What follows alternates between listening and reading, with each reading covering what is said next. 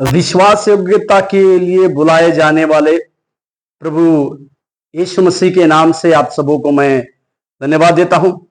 विश्वास और अनुग्रह का वचन जो आज के लिए भजन संहिता 105 के पहले वाक्य को देखिएगा।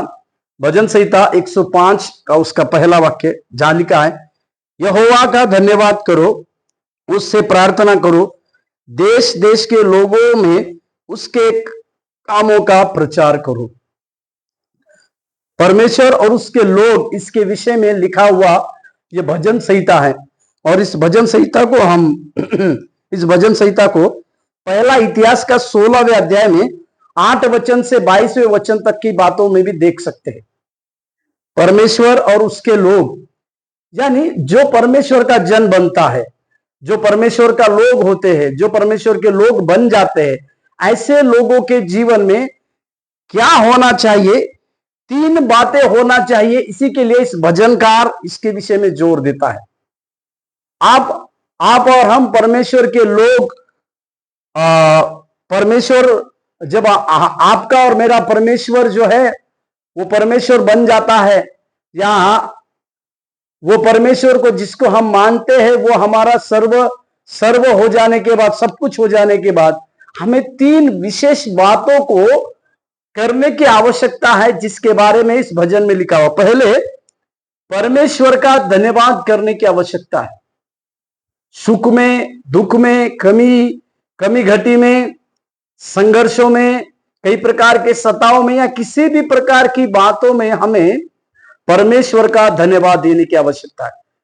जो लोग परमेश्वर के होते हैं उनके जीवन में सबसे पहली बात यह होने की आवश्यकता है कि वे लोग परमेश्वर को धन्यवाद देने वाले बनने की जरूरी है।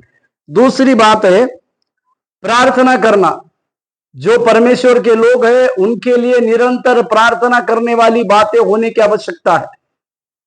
इसी बातों को प्रभु यीशु मसीह के कार्यों में, सुसमाचार की बातों में भी हम देखते हैं कि यीशु मसीह पिता से प्रार्थना करते थे बोलकर।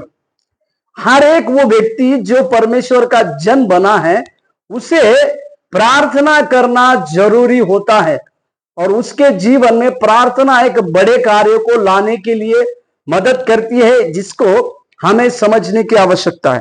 और तीसरी बहुमूल्य बात हमें करने की आवश्यकता है, देश देश के लोगों में परमेश्वर का प्रचार करना।